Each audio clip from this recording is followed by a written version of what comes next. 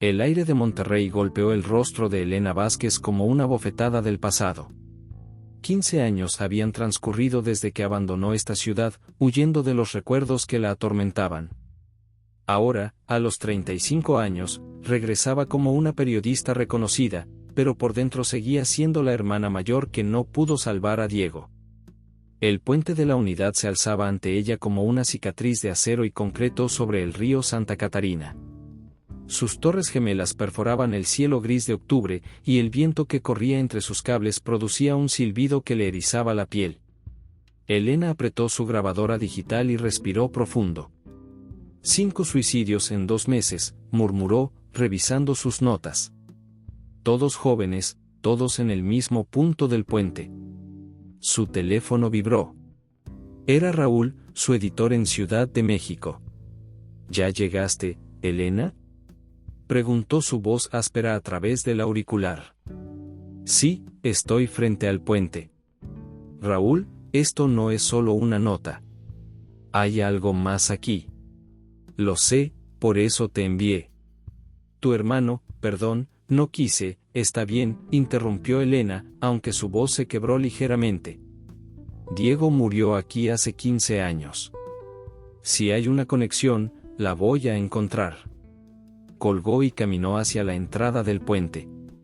El ruido del tráfico se desvanecía gradualmente, reemplazado por algo más inquietante, un murmullo constante que parecía emerger del mismo metal de la estructura. Elena se detuvo, aguzando el oído. No eran voces humanas, sino algo más primitivo, como el eco de lamentos antiguos. ¿Señorita Vázquez? Elena se sobresaltó. Un hombre de unos 50 años, vestido con sotana negra, se acercaba con paso cauteloso. Su rostro demacrado mostraba ojeras profundas, y sus manos temblaban ligeramente. Soy el padre Miguel Santamaría, dijo, extendiendo una mano fría. Leí que vendría a investigar los incidentes. Padre, ¿usted conoce este lugar? Miguel miró hacia las torres del puente, y Elena notó cómo se persignaba discretamente. Llevo 20 años en la parroquia de San José, aquí cerca. He visto cosas que la ciencia no puede explicar. ¿Qué tipo de cosas? El sacerdote vaciló, mirando a su alrededor como si temiera ser escuchado. Voces, señorita.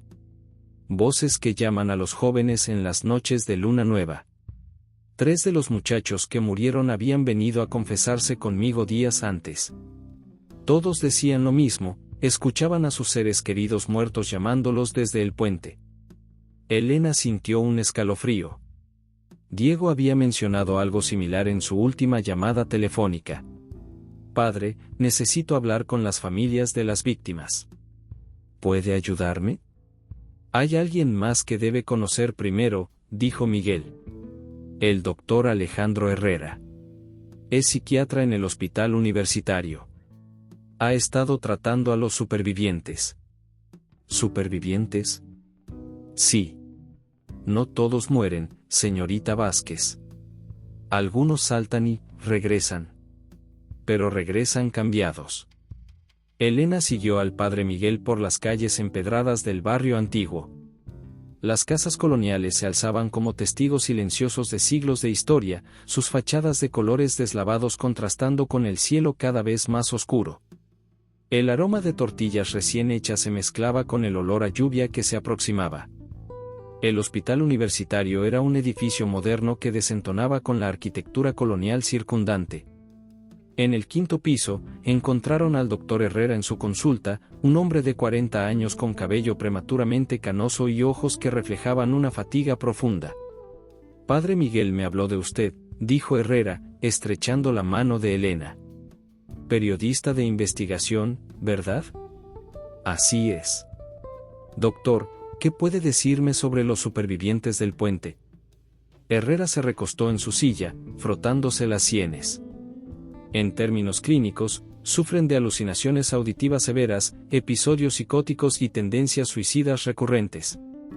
Pero todos describen exactamente las mismas voces, los mismos mensajes.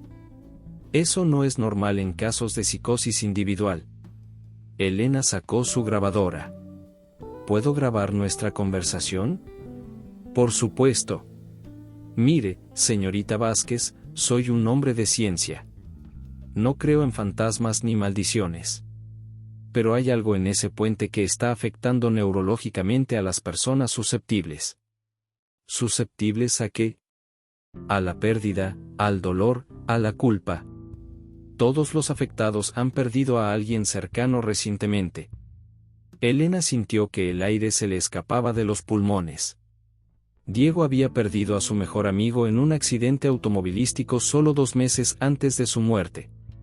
Doctor, ¿podría hablar con alguno de los supervivientes? Herrera intercambió una mirada con el padre Miguel. Hay una joven, Sofía Morales. Tiene 23 años, es artista. Saltó hace 3 semanas y sobrevivió milagrosamente. Está internada aquí, pero está muy frágil. Por favor, necesito hablar con ella. El pasillo del ala psiquiátrica estaba sumido en una penumbra inquietante. Las luces fluorescentes parpadeaban intermitentemente, creando sombras danzantes en las paredes blancas. Elena siguió al doctor hasta una habitación al final del corredor. Sofía Morales era una joven delgada con cabello negro largo y ojos que parecían haber visto demasiado para su edad. Estaba sentada junto a la ventana, dibujando en un cuaderno con movimientos frenéticos. Sofía, dijo Herrera suavemente, tienes una visita. La joven levantó la vista, y Elena se estremeció al ver la intensidad de su mirada. Usted es la hermana de Diego, dijo Sofía con voz ronca. Él me habló de usted. Elena se acercó lentamente, el corazón latiéndole con fuerza. ¿Cuándo hablaste con Diego? Anoche. En el puente. Todos están ahí, esperando. Me dijo que usted vendría, que usted entendería. El doctor. Herrera se acercó a Elena. Sofía, Diego murió hace 15 años. No es posible que, él está ahí. Gritó Sofía, levantándose bruscamente. Todos están ahí. Me dijeron que si saltaba, podría estar con mi mamá otra vez. Pero cuando salté, vi la verdad. ¿Qué verdad? Preguntó Elena, tomando las manos temblorosas de Sofía. Que no son ellos. Son algo más, algo que se alimenta de nuestro dolor. Y ahora que usted está aquí, ahora van a querer más. Elena salió del hospital con las palabras de Sofía resonando en su mente. El padre Miguel la acompañó hasta su auto rentado, un pequeño sedán blanco que se veía insignificante bajo las luces de la ciudad. Padre, ¿usted cree lo que dice Sofía? Miguel se detuvo bajo una farola, su rostro surcado por sombras profundas. Señorita Vázquez, he sido sacerdote durante 30 años. He visto el mal en muchas formas.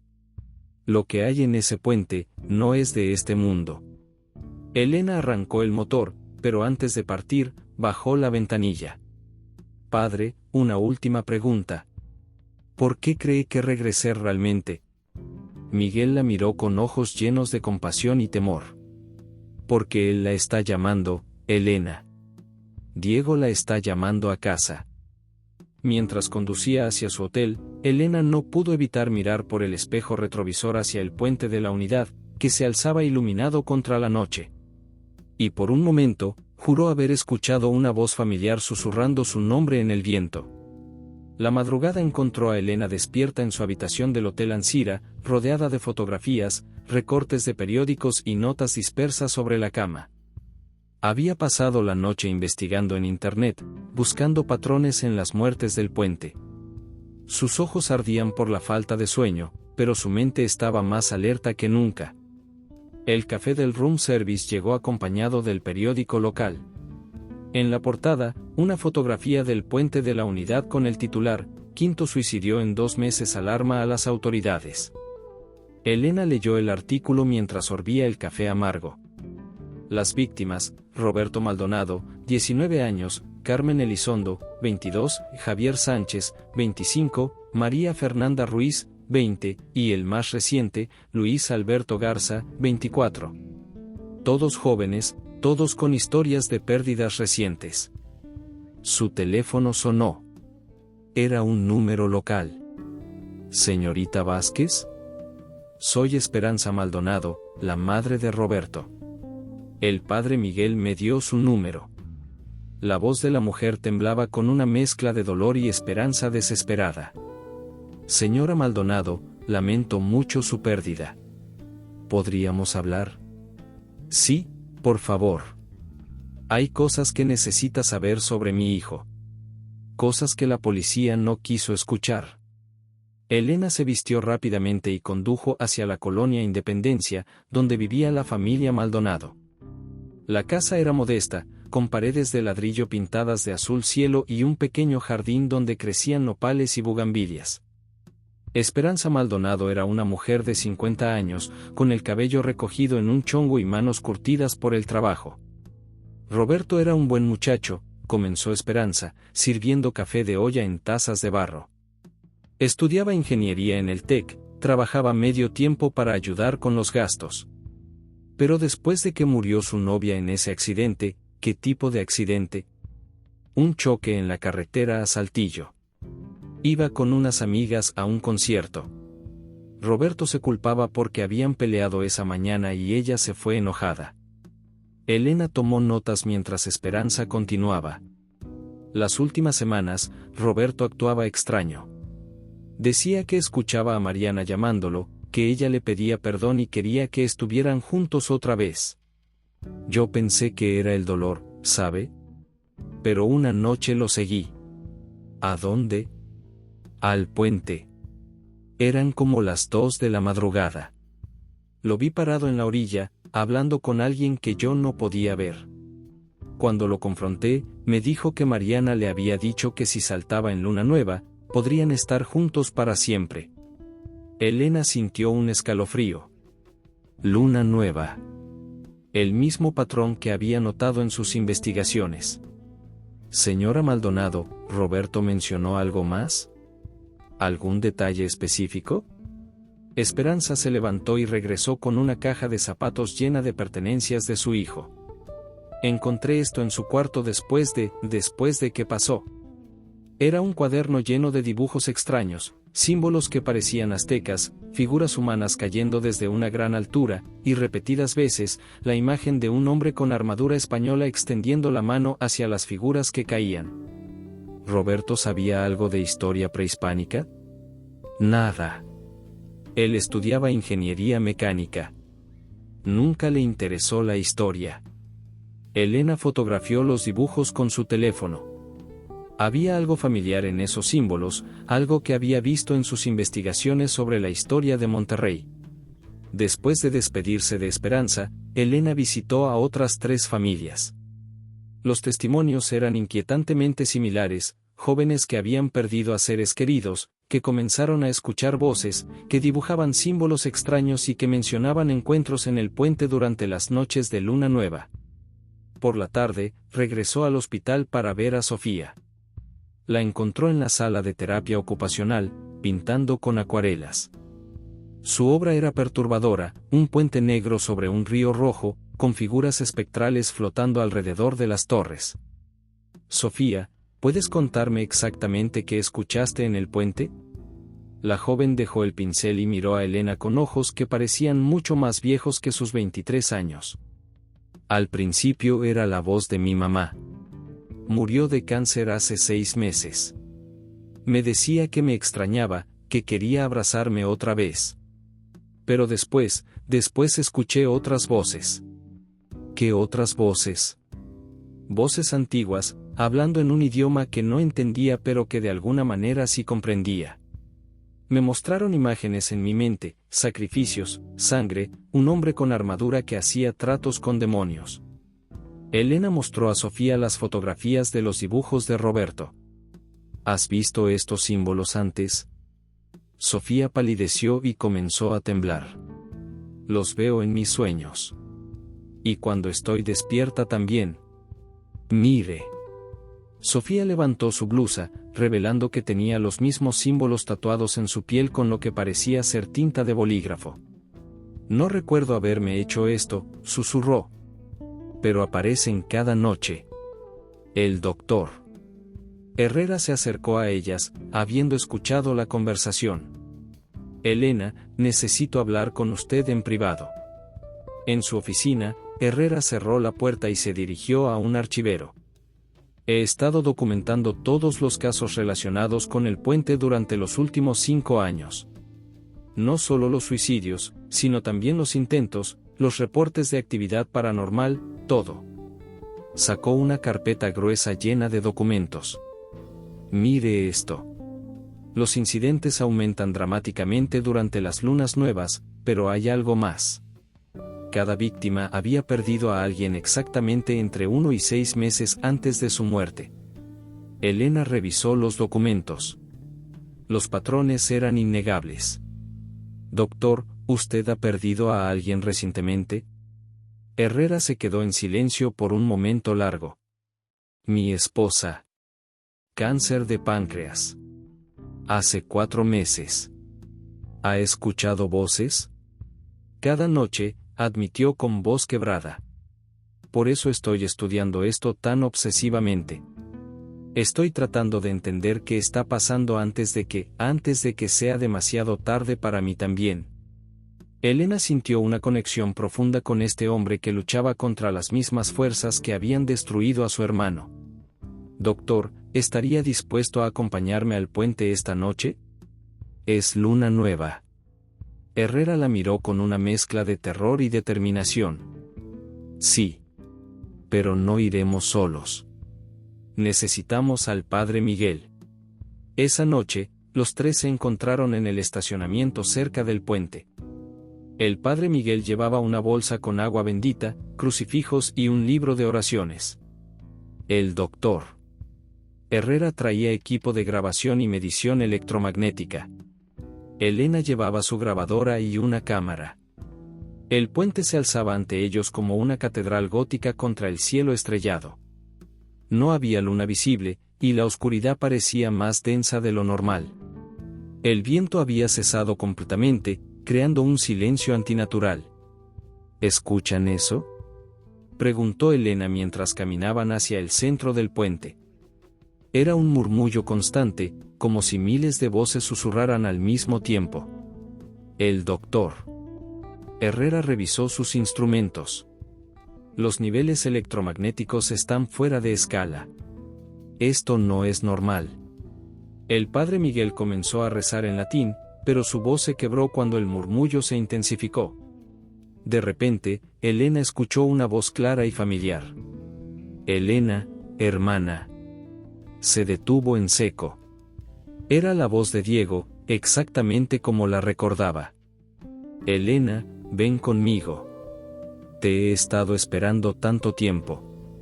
No es él, gritó el padre Miguel. No escuche. Pero Elena ya estaba caminando hacia la barandilla del puente, atraída por una fuerza que no podía resistir. La voz de Diego se hacía más clara, más convincente. Perdóname, Elena. Perdóname por dejarte. Pero ahora podemos estar juntos para siempre. Elena puso las manos en la barandilla fría del metal. Abajo, el río Santa Catarina corría silencioso en la oscuridad. Por un momento, vio el rostro de Diego reflejado en el agua, sonriéndole con la misma sonrisa traviesa de cuando eran niños. Elena, no, gritó el doctor Herrera, corriendo hacia ella. Pero cuando Elena miró hacia el agua otra vez, el rostro de Diego había cambiado. Sus ojos eran negros como pozos sin fondo, y su sonrisa se había convertido en una mueca malévola. Y detrás de él, vio docenas de otros rostros, todos con la misma expresión hambrienta. Elena se alejó de la barandilla, jadeando. No eres Diego, susurró. ¿Qué eres? La respuesta llegó en forma de una risa que parecía emerger del mismo acero del puente, una risa que hablaba de siglos de hambre y traición. Elena despertó en su habitación del hotel con el sabor metálico del miedo aún en la boca. Los eventos de la noche anterior se repetían en su mente como una pesadilla que se negaba a desvanecerse. El doctor Herrera la había llevado de vuelta después de que perdiera el conocimiento en el puente, pero los recuerdos de esa risa infernal permanecían vívidamente grabados en su memoria. Su teléfono mostró varios mensajes perdidos del padre Miguel. El último, enviado a las 5 de la madrugada, simplemente decía: encontré algo. Archivo Histórico de Monterrey. Urgente. El archivo histórico estaba ubicado en el Palacio del Obispado, un edificio colonial del siglo XVIII que se alzaba majestuoso en el Cerro del Mirador. Elena encontró al padre Miguel en la sala de investigación, rodeado de documentos antiguos, mapas coloniales y libros empolvados. Sus ojos estaban inyectados en sangre, evidencia de una noche sin dormir. Elena, gracias a Dios que vino, dijo Miguel, levantándose de la mesa llena de papeles. Lo que experimentamos anoche me obligó a buscar en los archivos más antiguos de la diócesis. ¿Qué encontró, padre? Miguel extendió un mapa colonial fechado en 1596. El papel amarillento mostraba el Valle de Monterrey con anotaciones en latín y español antiguo. Este es un mapa de los primeros asentamientos españoles. Mire aquí, señaló un punto específico. Donde ahora está el Puente de la Unidad, había un sitio sagrado tlaxcalteca llamado Teocalli del Viento Llorón. Elena estudió el mapa. Los símbolos marcados en el sitio eran idénticos a los que había visto en los dibujos de Roberto y en los tatuajes de Sofía. Según estos documentos, continuó Miguel, los indígenas realizaban sacrificios humanos en ese lugar durante las lunas nuevas. Creían que las almas de los sacrificados servían como mensajeros entre el mundo de los vivos y el de los muertos. ¿Y qué pasó cuando llegaron los españoles? Miguel abrió otro documento, este escrito en letra gótica española. Aquí está el testimonio del capitán Hernán de Villalobos, fechado en 1598. Él fue enviado por el virrey para pacificar a los indígenas de la región. Elena leyó el documento traducido que Miguel había preparado. En el año de Nuestro Señor de 1598, llegué al valle que los naturales llaman lugar del viento que llora. Los indios paganos realizaban ritos diabólicos, sacrificando cristianos cautivos a sus falsos dioses. Pero en mi ambición por obtener el oro que guardaban en sus templos, cometí el pecado más grave que un alma cristiana puede cometer. ¿Qué hizo?, preguntó Elena, aunque temía la respuesta. Miguel pasó a la siguiente página. Hice un pacto con las fuerzas oscuras que habitaban ese lugar. A cambio de revelarme la ubicación de sus tesoros, prometí alimentar a esas entidades con las almas de los conquistados.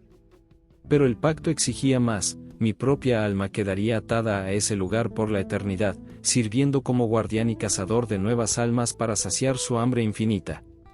Elena sintió que el aire se espesaba a su alrededor. Padre, ¿está diciendo que Villalobos sigue ahí? ¿Después de más de 400 años? Eso no es todo, dijo Miguel, mostrando otro documento. Mire esto.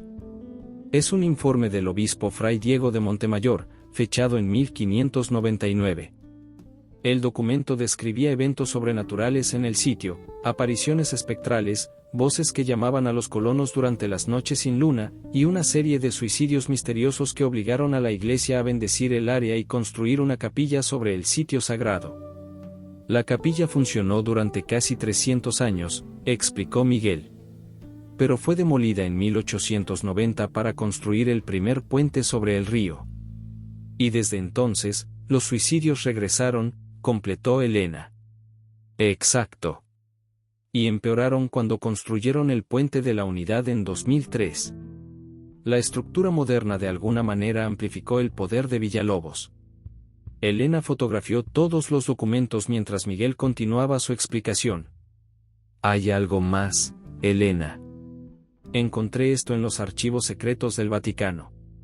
Mostró una carta papal fechada en 1965, dirigida al arzobispo de Monterrey. El documento, escrito en latín, contenía instrucciones específicas para contener la entidad conocida como el Conquistador Maldito. ¿El Vaticano sabe de esto? han sabido durante siglos. Pero cada vez que intentan exorcizar el sitio, Villalobos se vuelve más fuerte. Se alimenta de la energía espiritual, incluso de la energía sagrada. Elena se levantó y caminó hacia la ventana que daba vista al Valle de Monterrey. A lo lejos, podía ver las torres del puente de la Unidad brillando bajo el sol matutino. Padre, ¿por qué me está contando todo esto? Miguel se acercó a ella, su rostro grave. Porque usted no está aquí por casualidad, Elena. Su hermano Diego no fue una víctima aleatoria. Fue elegido específicamente. ¿Elegido? ¿Por quién? Por Villalobos. Necesitaba un ancla emocional poderosa para atraer a alguien con la fuerza espiritual necesaria para romper las barreras entre los mundos. Elena sintió que las piernas le temblaban. ¿Está diciendo que Diego murió para traerme de vuelta aquí? Su dolor, su culpa, su amor por Diego, todo eso la convierte en el recipiente perfecto para el siguiente nivel del pacto de Villalobos. El teléfono de Elena sonó. Era el doctor Herrera. Elena, necesita venir al hospital inmediatamente. Es Sofía. Está canalizando algo. Elena y el padre Miguel llegaron al hospital para encontrar el ala psiquiátrica en caos. Varios pacientes estaban agitados, gritando sobre voces que escuchaban. Pero el epicentro de la perturbación era la habitación de Sofía. La encontraron sentada en el suelo, dibujando frenéticamente en las paredes con sus propias uñas, que sangraban por el esfuerzo. Los símbolos que creaba eran más complejos que antes, formando patrones geométricos que parecían moverse cuando Elena los miraba directamente. ¿Cuánto tiempo lleva así?, preguntó Miguel. Desde las 6 de la mañana, respondió Herrera. Justo cuando ustedes llegaron al archivo. Sofía levantó la vista hacia Elena, pero sus ojos estaban completamente blancos. Él sabe que encontraste la verdad, dijo con una voz que no era la suya, más profunda y con un acento español arcaico. Hernán de Villalobos te saluda, Elena Vázquez, hermana del elegido. Elena se acercó lentamente a Sofía. ¿Qué quieres de mí? Lo que siempre he querido, respondió la voz a través de Sofía. Almas para alimentar mi eternidad. Pero tú eres especial. Tú puedes darme algo más. ¿Qué? Acceso al mundo moderno. Tu dolor, tu culpa, tu desesperación, son la llave que necesito para extender mi influencia más allá del puente. Con tu alma, podré reclamar toda la ciudad. El padre Miguel comenzó a recitar oraciones en latín, pero Sofía se rió con la voz de Villalobos. Tus oraciones no tienen poder aquí, sacerdote. Este lugar ya me pertenece. De repente, todas las luces del hospital se apagaron. En la oscuridad, Elena escuchó el sonido de pasos metálicos acercándose por el pasillo. El doctor. Herrera encendió la linterna de su teléfono, revelando que los símbolos en las paredes ahora brillaban con una luz verdosa. Tenemos que salir de aquí, gritó Miguel. Pero cuando se dirigieron hacia la puerta, ésta se cerró de golpe. El sonido de los pasos metálicos se detuvo justo del otro lado. No pueden huir de mí, dijo la voz de Villalobos a través de Sofía. Especialmente tú, Elena. Tu hermano me prometió que vendrías. Diego nunca haría eso. ¿No? Pregúntale tú misma. La temperatura de la habitación descendió drásticamente, y el aliento de Elena se hizo visible. En el reflejo de la ventana, vio aparecer la figura de Diego, pero no como lo recordaba. Este Diego tenía los ojos negros y una sonrisa cruel. Hola, hermana, dijo la aparición. Bienvenida a casa. Elena gritó, y el sonido pareció romper el hechizo. Las luces se encendieron, la puerta se abrió, y Sofía colapsó inconsciente en el suelo. Pero en la pared, escritas con sangre, aparecieron las palabras, la luna nueva viene. El pacto se completará. Elena miró por la ventana hacia el puente de la Unidad, sabiendo que su verdadera prueba apenas comenzaba. Los días siguientes se convirtieron en una pesadilla de vigilia para Elena. Después del incidente en el hospital, había intentado regresar a su rutina de investigación, pero los síntomas comenzaron de manera sutil. Primero fue el insomnio, luego las sombras que se movían en su visión periférica, y finalmente, las voces. Elena se encontraba en la Biblioteca Central de Monterrey, rodeada de libros de historia local y documentos sobre construcciones urbanas, cuando escuchó por primera vez el susurro familiar. «Elena, ¿por qué me abandonaste?». Levantó la vista bruscamente, pero solo vio a otros investigadores concentrados en sus lecturas. El bibliotecario, un hombre mayor con lentes gruesos, la miró con preocupación. «¿Se encuentra bien, señorita?». «Sí, solo, ¿escuchó algo?». El hombre negó con la cabeza y regresó a su trabajo. Elena intentó concentrarse en los documentos frente a ella, pero las palabras parecían moverse en la página. Cerró los ojos y respiró profundamente. «No me ignores, Elena. Sabes que estoy aquí». Esta vez la voz era más clara, más insistente. Elena empacó sus cosas rápidamente y salió de la biblioteca. En la calle, el ruido del tráfico y las voces de los peatones la tranquilizaron momentáneamente, pero cuando llegó a su auto, vio a Diego reflejado en la ventanilla del conductor. «No eres real», murmuró, tocando el vidrio. «Soy tan real como tu culpa», respondió la imagen. «Tan real como el hecho de que me dejaste morir solo». Elena arrancó el motor y condujo hacia el hospital, necesitando desesperadamente hablar con el doctor Herrera. Lo encontró en su consulta, revisando expedientes con una expresión de profunda preocupación. «Doctor, creo que estoy experimentando los mismos síntomas que sus pacientes». Herrera la miró con atención profesional, notando las ojeras profundas y el temblor en sus manos. «¿Alucinaciones auditivas?». «Visuales también. Veo a Diego en reflejos, en sombras. Y las voces, son tan convincentes». «Elena, siéntese. Vamos a hacer algunas pruebas». Durante la siguiente hora, Herrera la sometió a una serie de evaluaciones neurológicas y psicológicas. Los resultados fueron desconcertantes. «Físicamente, está perfectamente sana», dijo, revisando los papeles. «No hay signos de psicosis, esquizofrenia o ningún otro trastorno mental. Pero los síntomas que describe son idénticos a los de todos los afectados por el puente». «¿Qué significa eso?». «Significa que esto no es una enfermedad mental convencional. Hay algo externo que está afectando su percepción de la realidad». Elena se recostó en la silla, sintiéndose simultáneamente aliviada y aterrorizada. «Doctor, ¿usted también está experimentando síntomas?». Herrera vaciló antes de responder. «Cada noche escucho la voz de mi esposa, Carmen. Me dice que me extraña, que quiere que esté con ella. Anoche casi salgo de casa para ir al puente». «¿Qué lo detuvo?». «Mi hija me llamó desde Guadalajara. Su voz me trajo de vuelta a la realidad. Pero cada noche es más difícil resistir». Elena notó que las manos del doctor temblaban ligeramente mientras hablaba. «Doctor, necesitamos ver a Sofía. Ella mencionó que había visto la verdad cuando saltó. Tal vez pueda ayudarnos a entender qué está pasando realmente». Encontraron a Sofía en la sala de terapia, pero su condición había empeorado dramáticamente.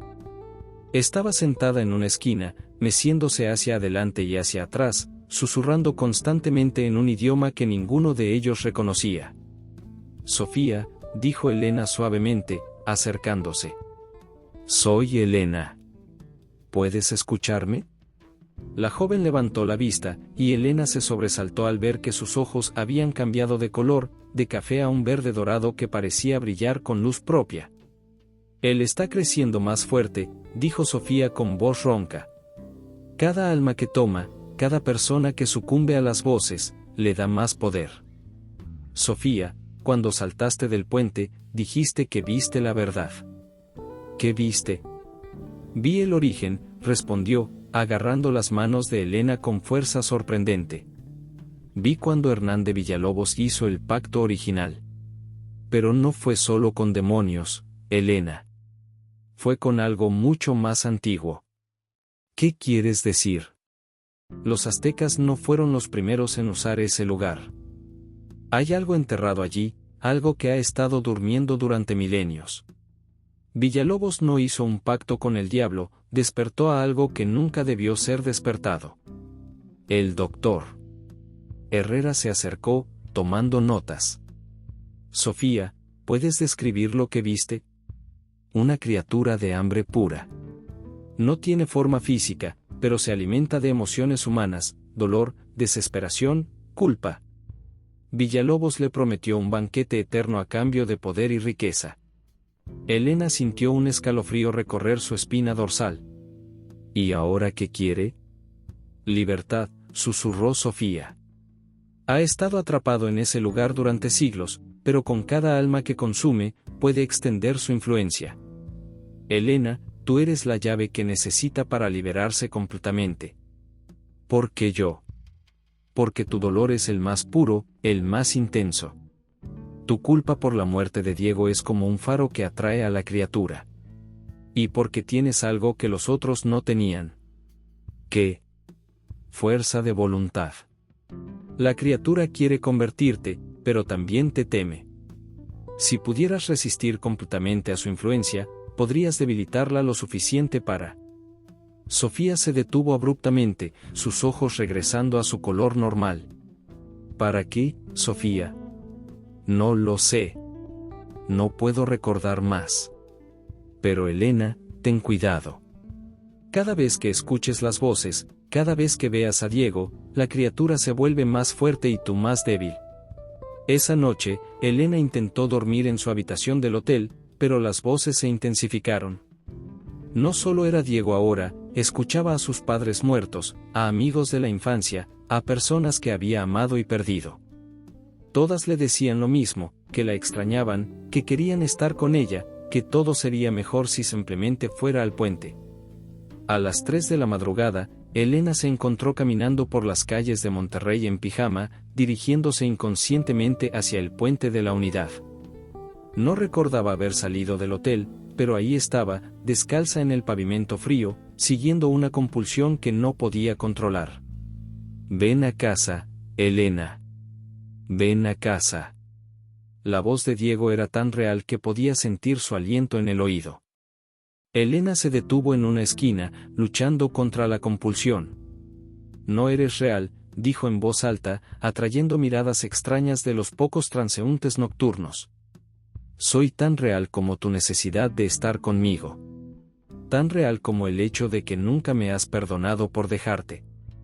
Elena se aferró a un poste de luz, usando el dolor físico del metal frío para anclarla a la realidad. Diego nunca me haría daño. Él me amaba. Y por eso quiero que estés conmigo. Para siempre. Elena cerró los ojos y se concentró en los recuerdos reales de Diego, su risa cuando ella le hacía cosquillas, la forma en que la defendía de los niños mayores en la escuela, como la consolaba cuando tenía pesadillas. El Diego real nunca la habría llamado para hacerle daño. Cuando abrió los ojos, estaba de vuelta en su habitación del hotel, sin recordar cómo había llegado ahí. Pero en el espejo del baño, escrito con vapor como si alguien hubiera tomado una ducha caliente, estaban las palabras, mañana es luna nueva. Elena tomó su teléfono y marcó el número del padre Miguel. Padre, soy Elena. Necesitamos hablar. Creo que estoy perdiendo la batalla. Elena, gracias a Dios que llamó. He estado investigando toda la noche. Creo que encontré una forma de detener a Villalobos, pero va a requerir un sacrificio que no estoy seguro de que esté dispuesta a hacer. ¿Qué tipo de sacrificio? Su conexión con Diego. Es lo que la criatura quiere, pero también es su única arma contra ella. Tendrá que estar dispuesta a dejar ir a su hermano para siempre. Elena miró por la ventana hacia el puente iluminado en la distancia, sabiendo que la batalla final se acercaba y que tendría que elegir entre salvar su alma o salvar su corazón. La revelación del padre Miguel resonaba en la mente de Elena mientras conducía por las calles de Monterrey en la madrugada.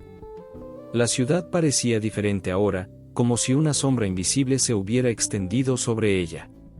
Los edificios se veían más grises, las personas caminaban con prisa evitando el contacto visual, y había una tensión palpable en el aire que no había notado antes.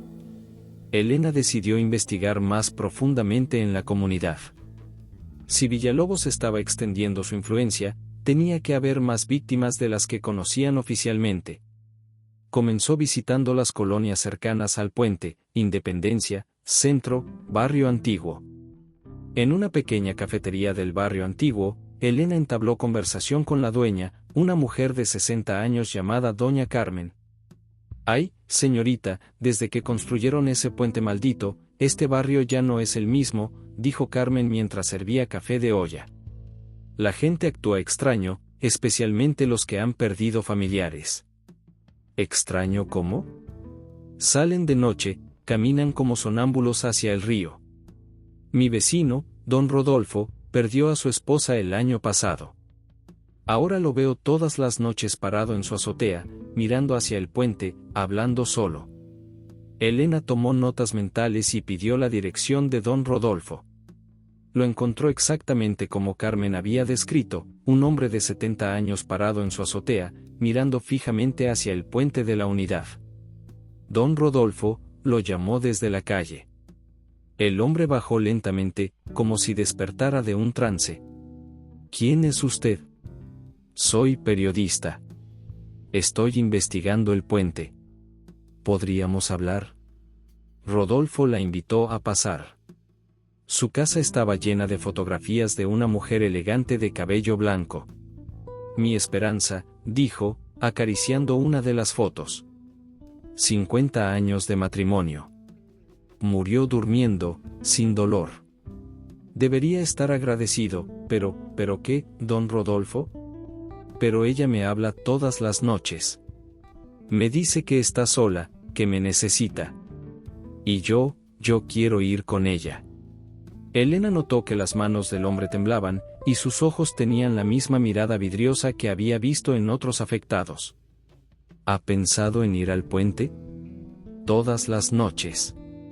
Esperanza me dice que si voy ahí, podremos estar juntos otra vez.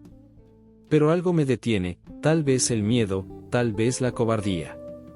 Elena pasó el resto del día visitando a más personas en situaciones similares. Encontró un patrón alarmante: había docenas de personas en las colonias cercanas al puente que estaban experimentando los mismos síntomas. Viudos, padres que habían perdido hijos, jóvenes que habían perdido amigos, todos escuchaban voces, todos se sentían atraídos al puente. Por la tarde, regresó al hospital para compartir sus hallazgos con el doctor Herrera. Lo encontró en su oficina, pero su apariencia era alarmante. Había perdido peso, sus ojos estaban hundidos, y tenía la piel pálida y sudorosa. «Doctor, ¿cuándo fue la última vez que durmió?» «No lo sé», respondió con voz ronca. «Las voces son más fuertes ahora. Carmen me habla constantemente. Me dice que nuestro matrimonio fue perfecto, que nunca tuvimos problemas, que si voy con ella todo será como antes. Pero eso no es verdad, ¿verdad?» Herrera la miró con sorpresa. «¿Cómo lo sabe?» «Porque las voces siempre mienten. Idealizan el pasado, prometen una perfección que nunca existió». Herrera se desplomó en su silla. «Carmen y yo tuvimos problemas. Discutíamos mucho los últimos años. Yo trabajaba demasiado, ella se sentía sola. Cuando le diagnosticaron cáncer, pensé que tendríamos tiempo para arreglar las cosas, pero murió antes de que pudiéramos reconciliarnos realmente. Y esa culpa es lo que la entidad está usando contra usted. Elena, anoche casi fui al puente. La única razón por la que no lo hice fue porque recibí una llamada de emergencia del hospital. Pero esta noche no sé si podré resistir». Elena tomó las manos temblorosas del doctor. «Doctor, necesito que me ayude con algo. Quiero organizar una reunión con todas las personas afectadas que pueda encontrar. Si vamos a luchar contra esto, necesitamos hacerlo juntos. Esa noche, Elena, el doctor Herrera y el padre Miguel organizaron una reunión en el sótano de la iglesia de San José. Habían logrado contactar a 15 personas que admitieron estar experimentando los síntomas: don Rodolfo, 3 padres que habían perdido hijos, 5 viudos, 4 jóvenes que habían perdido amigos, y 2 hermanos que habían perdido a sus padres. El padre Miguel comenzó la reunión con una oración, pero Elena notó que varias personas parecían incómodas, como si las palabras sagradas les causaran dolor físico. Todos estamos aquí porque hemos perdido a alguien, comenzó Elena. Y todos hemos escuchado voces que nos prometen reunirnos con esos seres queridos. Una mujer de mediana edad llamada Rosa levantó la mano. Mi hijo murió en un accidente de motocicleta hace 3 meses. Cada noche me dice que fue mi culpa por haberle comprado la moto. Me dice que si voy al puente, él me perdonará. ¿Pero su hijo realmente la culpaba?, preguntó Elena. Rosa comenzó a llorar. No. Él amaba esa motocicleta. Siempre me agradecía por habérsela comprado. Pero la voz hace que me sienta tan culpable. Uno por uno, los asistentes compartieron experiencias similares. Las voces siempre explotaban la culpa, el arrepentimiento, los conflictos no resueltos. Y todas prometían una resolución perfecta a cambio de ir al puente. ¿Qué podemos hacer?, preguntó don Rodolfo. Las voces son tan convincentes, tan reales. El padre Miguel se levantó. Primero, necesitan entender que esas voces no son sus seres queridos. Son ecos distorsionados, manipulados por una entidad que se alimenta de su dolor. Pero suenan exactamente como ellos, protestó Rosa. Porque la entidad puede acceder a sus recuerdos, explicó el doctor Herrera. Toma la voz, los gestos, las palabras que ustedes recuerdan, pero las tuerce para servir a sus propósitos. Elena se dirigió al grupo. He estado investigando la historia del puente. Lo que nos está afectando es algo muy antiguo, algo que ha estado atrapado en ese lugar durante siglos. Cada vez que alguien sucumbe a las voces, se vuelve más fuerte. De repente, las luces del sótano comenzaron a parpadear.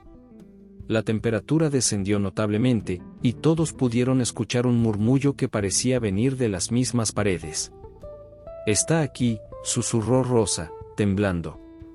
Una por una, las personas en el grupo comenzaron a escuchar las voces de sus seres queridos muertos. Algunos se levantaron y caminaron hacia la salida como sonámbulos. Elena y el padre Miguel intentaron detenerlos, pero era como si no pudieran escucharlos. Resistan, gritó Elena. Recuerden por qué vinieron aquí. Pero solo 5 personas permanecieron conscientes: Elena, el doctor Herrera, el padre Miguel, Sofía, que había insistido en venir a pesar de su condición, y sorprendentemente, don Rodolfo. ¿Por qué nosotros?, preguntó Rodolfo. ¿Por qué podemos resistir cuando los otros no? Sofía, que había permanecido en silencio durante toda la reunión, habló con voz clara por primera vez en días. Porque ustedes han aceptado la verdad sobre sus pérdidas. Los otros siguen negando sus sentimientos reales. Elena miró a Sofía con nueva comprensión. ¿Qué quieres decir? Rosa nunca admitió que parte de ella se sintió aliviada cuando su hijo murió porque ya no tenía que preocuparse por sus conductas riesgosas. Don Rodolfo sí admitió que su matrimonio no era perfecto. El doctor Herrera reconoció sus problemas con su esposa. Usted, Elena, siempre ha sido honesta sobre su culpa por Diego. ¿Y el padre Miguel? Él nunca ha perdido a alguien de la manera que nosotros lo hemos hecho. Su fe lo protege, pero también su falta de esa vulnerabilidad específica. El murmullo se intensificó, y Elena escuchó claramente la voz de Diego. Elena, ¿por qué luchas contra mí? ¿No quieres estar conmigo? Esta vez, Elena respondió en voz alta. Quiero recordarte cómo eras realmente, Diego. No como esta versión perfecta que nunca existió. Tú eras terco, impulsivo, a veces cruel con tus palabras. Pero también eras valiente, leal, y me amabas incondicionalmente. Y nunca, jamás, me pedirías que me lastimara. El murmullo se detuvo abruptamente. Eso es, dijo Sofía. La verdad es su debilidad. La entidad se alimenta de mentiras, de idealizaciones, de culpas distorsionadas. El padre Miguel se acercó a Elena. Elena, creo que Sofía tiene razón. Pero hay algo más que necesitas saber. Encontré algo más en los archivos del Vaticano. ¿Qué? Una profecía azteca sobre el sitio. Dice que cuando el guardián español haya reunido suficientes almas, podrá romper las barreras entre los mundos. Pero también dice que una persona con corazón partido pero espíritu íntegro podrá deshacer el pacto original. Elena sintió que el peso del destino caía sobre sus hombros. ¿Cree que esa persona soy yo? No lo sé. Pero mañana es luna nueva, y según mis cálculos, Villalobos ha reunido casi suficientes almas para completar su ritual final. Don Rodolfo se acercó a Elena. Señorita, si hay algo que pueda hacer para ayudar, lo haré. Mi esperanza no habría querido que otras familias sufrieran como hemos sufrido nosotros. El doctor Herrera asintió. Yo también. Ya perdí a Carmen una vez. No voy a dejar que esa cosa use su memoria para lastimar a otros. Elena miró a su pequeño grupo de aliados, un sacerdote con fe inquebrantable, un doctor que había encontrado fuerza en la verdad, una joven artista que había visto más allá del velo, y un viudo que había elegido el amor real sobre la ilusión perfecta. Entonces mañana por la noche iremos al puente, dijo Elena. No para sucumbir a las voces, sino para enfrentar a Villalobos directamente. Sofía tomó la mano de Elena. Elena, hay algo más que debes saber. Cuando esté en el puente mañana, va a ver a Diego una última vez. Pero esta vez será realmente él, no la versión distorsionada de la entidad. Y él le va a pedir que haga algo muy difícil. Que lo deje ir. Para siempre. Elena sintió que su corazón se partía, pero asintió. Sabía que esa era la única manera de salvar no solo su alma, sino las almas de todos los que habían sido tocados por la maldición del puente. Afuera, el viento comenzó a soplar con fuerza inusual, llevando consigo el sonido de lamentos que parecían venir de muy lejos. La batalla final se acercaba. La mañana de la luna nueva amaneció gris y opresiva sobre Monterrey. Elena despertó en su habitación del hotel con la sensación de que el aire mismo se había espesado durante la noche. Desde su ventana, podía ver el puente de la Unidad envuelto en una neblina que no parecía natural, considerando que el clima había estado despejado los días anteriores. Su teléfono mostró varios mensajes de texto de números desconocidos, todos con el mismo contenido: ven a casa. Elena los borró sin leerlos completamente y se dirigió al baño. En el espejo, escrito con lo que parecía condensación pero que no se desvanecía al tocarlo, estaban las palabras: última oportunidad. Elena se vistió rápidamente y condujo hacia la iglesia de San José, donde había acordado encontrarse con los otros. El tráfico era extrañamente ligero para un día laboral, y notó que muchas de las personas en las calles caminaban con la misma expresión vidriosa que había visto en las víctimas del puente. Encontró al padre Miguel en la sacristía, preparando lo que parecía ser un kit de exorcismo: agua bendita, crucifijos, sal consagrada, y un libro de oraciones en latín que se veía particularmente antiguo. Buenos días, Elena. ¿Durmió algo? Muy poco. Padre, ¿ese libro es especial? Miguel levantó el volumen encuadernado en cuero negro. Es un grimorio del siglo XVI, específicamente diseñado para lidiar con entidades precolombinas que fueron corrompidas por influencias europeas. Lo conseguí de los archivos secretos del Vaticano. ¿El Vaticano tiene archivos sobre esto específicamente? La Iglesia ha estado lidiando con las consecuencias de la conquista espiritual durante 500 años, Elena. No todos los encuentros entre el cristianismo y las religiones indígenas terminaron bien. El doctor Herrera llegó poco después, cargando una maleta médica y equipo electrónico. Buenos días. Traje sedantes, desfibrilador portátil, y algunos instrumentos para medir actividad electromagnética. No estoy seguro de qué esperar, pero quiero estar preparado. Elena notó que el doctor se veía mejor que la noche anterior, más centrado y determinado. ¿Cómo se siente, doctor? Extrañamente en paz. Anoche hablé por teléfono con mi hija durante horas. Le conté sobre Carmen, sobre nuestros problemas, sobre mi culpa. Fue la primera vez que fui completamente honesto sobre nuestro matrimonio. Y las voces se detuvieron. Sofía llegó acompañada de una enfermera del hospital.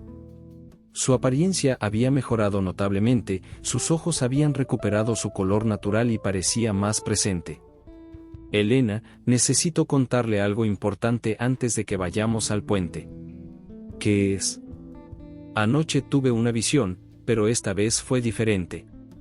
No era la entidad mostrándome cosas, sino algo más, algo que quería que supiera la verdad. Sofía se sentó y cerró los ojos, como si estuviera recordando algo difícil. Vi el momento exacto cuando Hernán de Villalobos hizo el pacto original. Pero no fue como pensábamos. ¿Qué quiere decir? Villalobos no era solo un conquistador ambicioso. Era un hombre desesperado. Su hijo había muerto de fiebre en el viaje desde España, y su esposa se había suicidado por el dolor. Cuando llegó al sitio sagrado, no buscaba oro, buscaba una manera de reunirse con su familia. El padre Miguel se acercó, intrigado. ¿Está diciendo que Villalobos era como nosotros? ¿Una víctima de la pérdida? Exactamente. La entidad que habitaba el sitio se aprovechó de su dolor, igual que hace ahora. Le prometió que podría ver a su esposa e hijo otra vez si le traía almas para alimentarse. Elena sintió una comprensión terrible formándose en su mente. ¿Y Villalobos aceptó? Al principio, sí. Pero cuando se dio cuenta de que las voces de su familia eran falsas, trató de romper el pacto. La entidad lo castigó atándolo al sitio para siempre, convirtiéndolo en su cazador de almas. Entonces Villalobos no es el villano, murmuró Elena. Es otra víctima. Una víctima que se ha convertido en victimario durante 400 años, corrigió el padre Miguel. El dolor puede convertir a las personas en monstruos, Elena. Don Rodolfo llegó poco después, acompañado de una sorpresa. 3 de las personas que habían perdido el control la noche anterior habían regresado. ¿Qué pasó?, preguntó Elena. Nos despertamos esta mañana en el puente, explicó Rosa, la madre que había perdido a su hijo. Estábamos parados en la barandilla, listos para saltar. Pero entonces escuchamos las voces reales de nuestros seres queridos. ¿Las voces reales? Mi hijo me dijo que me amaba, pero que tenía que vivir. Que él estaba en paz, pero que yo tenía que encontrar mi propia paz aquí, con los vivos. Elena miró a los otros dos, un hombre mayor que había perdido a su esposa y una joven que había perdido a su mejor amiga. Ambos asintieron, confirmando experiencias similares. ¿Cómo supieron que eran las voces reales? Porque no nos prometieron perfección, dijo la joven. Mi amiga me dijo que me extrañaba, pero también me recordó todas las veces que habíamos peleado. Me dijo que esos conflictos también eran parte de nuestro amor. El padre Miguel se persignó. Las almas verdaderas están tratando de advertirnos. La entidad está perdiendo control. Sofía se levantó bruscamente. No. Se está preparando para el ritual final. Necesita que Elena vaya al puente esta noche, pero también necesita que vaya por voluntad propia, no bajo compulsión. ¿Por qué? Porque Elena es especial. Su conexión con Diego, su fuerza de voluntad, su capacidad para resistir, si la entidad puede corromperla voluntariamente, podrá usar esa fuerza para romper las barreras entre los mundos definitivamente. Elena sintió que el peso de la responsabilidad la aplastaba. ¿Y si no voy? Entonces seguirá tomando almas una por una, volviéndose más fuerte gradualmente. Pero si va y logra resistir, si logra confrontar tanto a la entidad como a Villalobos con la verdad, ¿qué? Podría liberarlos a todos. A Villalobos, a las almas atrapadas, y a la ciudad entera. El doctor Herrera revisó su reloj. Son las 2 de la tarde. La luna nueva será visible a las 8. ¿Cuándo debemos ir al puente? A medianoche, respondió el padre Miguel. Es cuando el velo entre los mundos es más delgado. Elena pasó las siguientes horas preparándose mentalmente. Escribió cartas para su editor, para sus padres adoptivos, y una especial para Diego, diciéndole todo lo que nunca había podido decirle en vida. Sabía que existía una buena posibilidad de que no regresara del puente esa noche. A las 11 de la noche, el grupo se reunió en el estacionamiento cerca del puente. La neblina se había espesado, y el aire tenía un sabor metálico que hacía que respirar fuera difícil. El puente se alzaba ante ellos como una catedral gótica de acero y concreto, sus luces difusas por la bruma. ¿Están seguros de que quieren hacer esto?, preguntó Elena a sus compañeros. Estamos con usted, respondió don Rodolfo. Todos hemos perdido demasiado ya. Mientras caminaban hacia el centro del puente, Elena comenzó a escuchar las voces de nuevo. Pero esta vez no era solo Diego. Escuchaba a todas las víctimas del puente, a todos los que habían sucumbido a las promesas falsas de la entidad. Elena, ayúdanos. Libéranos. No dejes que más gente sufra como nosotros. En el centro exacto del puente, se detuvieron. El doctor Herrera revisó sus instrumentos. Los niveles electromagnéticos están fuera de escala. Algo muy poderoso está a punto de manifestarse. De repente, la neblina se arremolinó y se condensó, formando la figura de un hombre en armadura española del siglo XVI. Hernán de Villalobos se materializó ante ellos, pero no como Elena había esperado. No era una figura amenazante, sino un hombre atormentado con ojos llenos de siglos de dolor. Elena Vázquez, dijo con voz que resonaba con ecos de lamento. Has venido, como sabía que lo harías. Villalobos. He venido a detener esto. ¿Detenerlo? Se rió amargamente. Niña, yo he estado tratando de detenerlo durante 400 años. Pero la entidad es demasiado poderosa, y yo soy demasiado débil. Entonces ayúdame. Ayúdame a romper el pacto. El pacto no puede romperse desde afuera, Elena. Debe romperse desde adentro. Y eso requiere que alguien tome mi lugar voluntariamente. Elena sintió que el corazón se le detenía. ¿Qué estás diciendo? Que para liberar a todas las almas atrapadas, alguien debe quedarse atrás para contener a la entidad. Alguien con la fuerza suficiente para resistir su corrupción durante el tiempo que tome encontrar una solución permanente. ¿Y ese alguien soy yo? Eres la única con la fuerza necesaria. Pero Elena, si aceptas, podrás ver a Diego una última vez.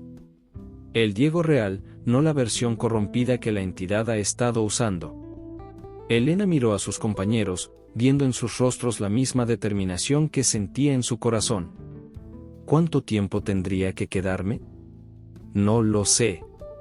Tal vez años, tal vez décadas. Pero las almas quedarían libres, y la entidad no podría tomar más víctimas. Elena cerró los ojos y pensó en Diego, en todas las víctimas del puente, en todas las familias que habían sufrido como la suya. Acepto. En el momento en que pronunció esas palabras, el mundo cambió. La neblina se desvaneció, y Elena se encontró en un lugar que no era completamente el puente, pero tampoco completamente otro lugar. Era como si estuviera en el espacio entre los mundos. Y ahí, esperándola con una sonrisa que reconocería en cualquier lugar, estaba Diego. El espacio entre mundos donde Elena se encontraba con Diego desafiaba toda descripción lógica. Era como estar dentro de un recuerdo líquido, donde las leyes de la física se doblaban según las emociones. El puente de la unidad se extendía infinitamente en todas las direcciones, pero también parecía ser solo una línea delgada suspendida en un vacío estrellado. Diego se veía exactamente como Elena lo recordaba a los 17 años, cabello negro desordenado, ojos café brillantes llenos de travesura, y esa sonrisa torcida que siempre la tranquilizaba. Pero había algo diferente en él, una paz que nunca había tenido en vida. «Hola, hermana», dijo, y su voz era exactamente la que Elena recordaba, sin la distorsión malévola que había escuchado durante semanas. «Diego, ¿eres realmente tú?» «Soy yo. El verdadero yo, no la marioneta que esa cosa ha estado usando para atormentarte». Elena corrió hacia él y lo abrazó, sintiendo por primera vez en 15 años la calidez real de su hermano. Pero cuando intentó aferrarse a él, sus brazos la atravesaron como si fuera humo. «No puedo tocarte realmente, ¿verdad? No de la manera que quisieras. Elena, tenemos poco tiempo. La entidad está furiosa porque aceptaste el intercambio voluntariamente. Eso no estaba en sus planes». ¿Cuáles eran sus planes? Quería corromperte lentamente, convertirte en otra cazadora de almas como Villalobos. Pero al aceptar el sacrificio por amor, no por desesperación, has creado una grieta en su poder. Elena miró a su alrededor. En la distancia, podía ver figuras espectrales, cientos, tal vez miles de almas que habían sido atrapadas por la entidad a lo largo de los siglos. «Diego, ¿todos ellos están atrapados como tú?» «Estábamos atrapados. Pero tu sacrificio nos está liberando. Mira». Elena observó cómo las figuras espectrales comenzaron a brillar con una luz dorada, y una por una, se desvanecían en lo que parecía ser paz. ¿A dónde van? A donde deberíamos haber ido desde el principio. Elena, yo debería haberme ido hace 15 años, pero mi amor por ti, mi preocupación por cómo estarías sin mí, me mantuvo atado a este lugar. Y esa atadura fue lo que la entidad usó para controlarnos a ambos. Elena sintió lágrimas corriendo por sus mejillas. «Diego, no quiero perderte otra vez. Hermana, nunca me perdiste realmente. Llevo 15 años tratando de decirte eso. Mi muerte no fue tu culpa. Yo elegí ir al puente esa noche, yo elegí escuchar las voces. Tú no podrías haberme salvado porque no sabías que necesitaba ser salvado. Pero si hubiera estado ahí, habrías muerto conmigo. Elena, ¿sabes por qué realmente vine al puente esa noche?» Elena negó con la cabeza. «Porque escuché la voz de nuestros padres. Los padres que murieron en el accidente cuando éramos niños. Me prometieron que si iba al puente, podríamos ser una familia otra vez. Pero no les dije a nadie porque parte de mí sabía que era demasiado bueno para ser verdad». Elena recordó esa época. Diego había estado deprimido después de la muerte de su amigo, pero también había estado hablando mucho sobre sus padres biológicos, algo que rara vez hacía. «¿Por qué nunca me lo dijiste?» «Porque tú eras feliz con los padres adoptivos. Tenías planes para la universidad, una vida por delante. No quería arrastrarte a mi obsesión con el pasado». De repente, el espacio a su alrededor tembló violentamente. Una voz rugió desde todas las direcciones, llena de una rabia ancestral. «No. No pueden irse. Las almas me pertenecen». Diego tomó las manos de Elena, y esta vez pudo sentir su toque. La entidad está perdiendo poder, pero está desesperada. Va a intentar destruir todo antes de que pueda ser contenida. ¿Qué puedo hacer? Tienes que enfrentarla directamente, Elena. Pero no como víctima, sino como lo que realmente eres, alguien que ama lo suficiente como para sacrificarse por otros. El espacio se desintegró a su alrededor, y Elena se encontró de vuelta en el puente físico. Pero ahora podía ver la verdadera naturaleza de la entidad.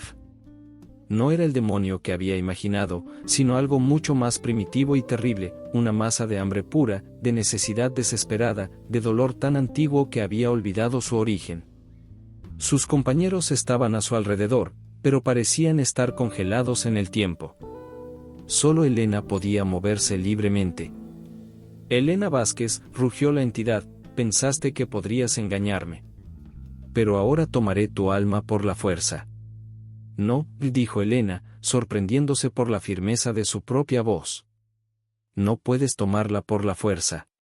Esa no es la naturaleza del pacto. Entonces tomaré las almas de tus amigos.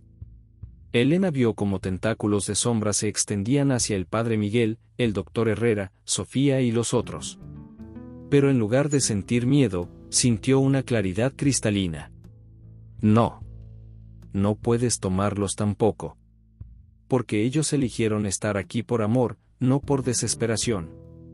Y el amor verdadero no puede ser corrompido. La entidad se retorció, claramente confundida. ¿Qué eres tú? Soy alguien que perdió a su hermano y pasó 15 años culpándose. Soy alguien que finalmente entendió que el amor verdadero significa dejar ir.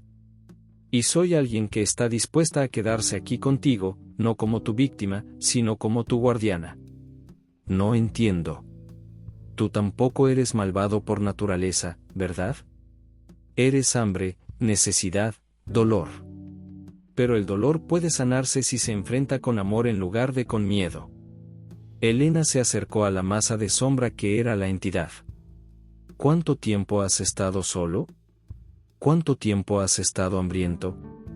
La entidad se encogió, y por primera vez, Elena escuchó vulnerabilidad en su voz. Desde el principio.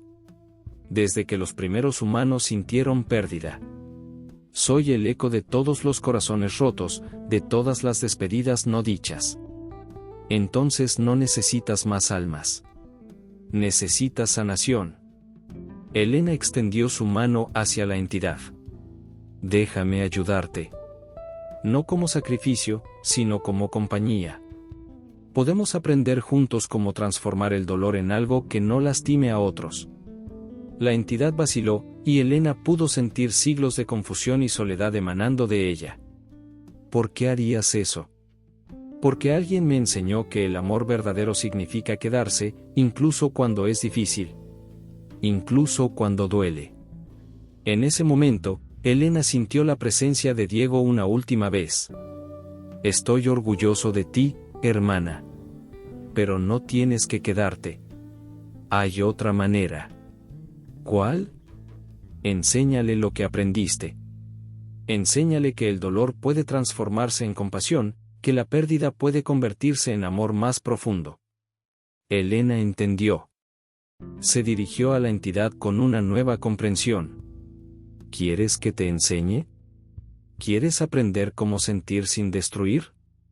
La entidad se contrajo hasta convertirse en algo más pequeño, más manejable. Cuando habló, su voz era como la de un niño perdido. Sí. Enséñame. Elena sonrió, sintiendo que Diego se desvanecía finalmente en paz. Entonces empecemos con la primera lección, cómo decir adiós con amor. Un año después, Elena se encontraba nuevamente en el puente de la unidad, pero esta vez la experiencia era completamente diferente.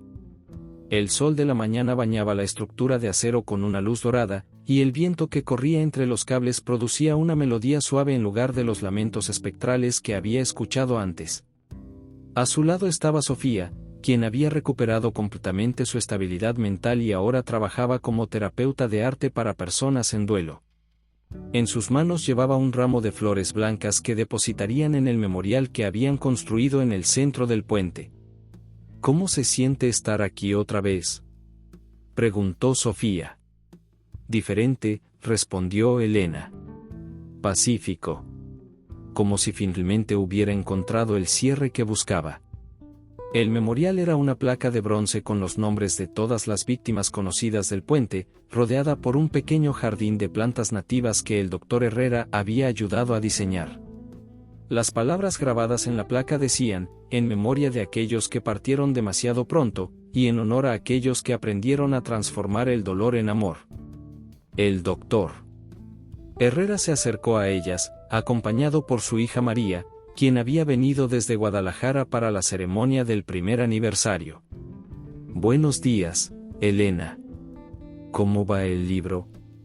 Elena sonrió. Durante el último año, había estado escribiendo un libro sobre su experiencia, no como una historia de terror, sino como un testimonio de sanación y transformación. Casi terminado. Mi editor dice que será publicado el próximo mes. ¿Y la entidad?, preguntó María, quien había escuchado la historia completa de su padre. Está aprendiendo, respondió Elena. Lentamente, pero está aprendiendo. Ya no hay más suicidios en el puente. De hecho, se ha convertido en un lugar donde las personas vienen a sanar. Era cierto. Durante el último año, el puente de la unidad había experimentado una transformación notable. En lugar de ser un sitio de tragedia, se había convertido en un lugar de peregrinaje para personas en duelo. Venían de toda la región para caminar por el puente, dejar flores en el memorial y encontrar paz en sus pérdidas. El padre Miguel llegó poco después, acompañado por don Rodolfo y varios miembros de la comunidad que habían sido afectados por la maldición del puente. Elena, dijo Miguel, tengo noticias del Vaticano. Buenas noticias, espero. Las mejores. Han decidido estudiar oficialmente lo que pasó aquí. Quieren documentar cómo el amor y la compasión pueden transformar incluso las fuerzas más oscuras. Don Rodolfo se acercó a Elena y le entregó una carta. Esto llegó para usted ayer. Es de una mujer en Guadalajara cuyo hijo estaba contemplando el suicidio. Leyó un artículo sobre lo que pasó aquí y quería agradecerle. Elena leyó la carta, sintiendo lágrimas de gratitud en sus ojos. Durante el último año, había recibido cientos de cartas similares de personas que habían encontrado esperanza en su historia. ¿Saben qué es lo más extraño?, dijo Elena. Pensé que salvar a otros requeriría perder a Diego para siempre. Pero la verdad es que nunca lo he sentido más presente. Era cierto. Aunque ya no podía escuchar la voz de Diego o verlo en reflejos, Elena sentía su presencia de una manera más profunda y saludable. Lo llevaba en su corazón, no como una herida abierta, sino como una fuente de fuerza y amor. Sofía comenzó a distribuir las flores entre los presentes. Elena, ¿quiere decir algunas palabras antes de que pongamos las flores? Elena se dirigió al grupo de unas 30 personas que se habían reunido para la ceremonia conmemorativa. Hace un año, vine a este puente buscando respuestas sobre la muerte de mi hermano. Pensé que encontraría una historia de horror, una explicación sobrenatural para una tragedia inexplicable. Pero lo que encontré fue algo mucho más profundo. Elena miró hacia el río Santa Catarina, que corría tranquilo bajo el puente. Aprendí que el dolor no tratado puede convertirse en algo destructivo, tanto para nosotros como para otros. Pero también aprendí que ese mismo dolor, cuando se enfrenta con amor y honestidad, puede transformarse en compasión, en fuerza, en la capacidad de ayudar a otros.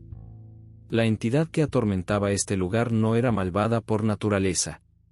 Era dolor puro, hambre emocional, la acumulación de siglos de pérdidas no procesadas. Y cuando finalmente alguien se acercó a ella con compasión en lugar de miedo, pudo comenzar a sanar. Elena hizo una pausa, sintiendo la presencia reconfortante de Diego como una brisa suave. Mi hermano Diego no murió para enseñarme una lección. Murió porque era un joven con dolor que no sabía cómo pedir ayuda. Pero su muerte, y la forma en que elegí honrar su memoria, se convirtió en una lección para todos nosotros, que el amor verdadero no significa aferrarse, sino aprender cuándo dejar ir. Una por una, las personas presentes se acercaron al memorial y depositaron sus flores. Cada flor representaba no solo a las víctimas del puente, sino a todos los seres queridos que habían perdido y a quienes habían aprendido a honrar de maneras saludables. Después de la ceremonia, Elena se quedó sola en el puente por unos minutos. Cerró los ojos y sintió el viento en su rostro, llevando consigo no lamentos espectrales, sino el sonido de la vida, pájaros cantando, niños riendo en el parque cercano, el murmullo distante del tráfico de la ciudad. Gracias, Diego, susurró. Por enseñarme que el amor verdadero significa dejar ir, pero también significa llevar contigo lo mejor de las personas que amas. Cuando abrió los ojos, vio que no estaba completamente sola. En el centro del puente, apenas visible como un destello de luz, estaba la entidad. Pero ya no era la masa de sombra hambrienta que había enfrentado un año atrás. Ahora parecía más como un niño curioso, observando el mundo con ojos nuevos. Elena se acercó lentamente. ¿Cómo te sientes hoy? La respuesta llegó no como una voz, sino como una sensación de gratitud y asombro. Yo también estoy aprendiendo, dijo Elena.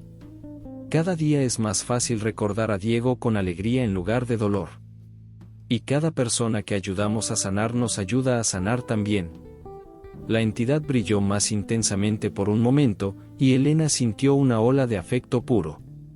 Luego se desvaneció, pero no con la sensación de partida, sino con la promesa de continuidad.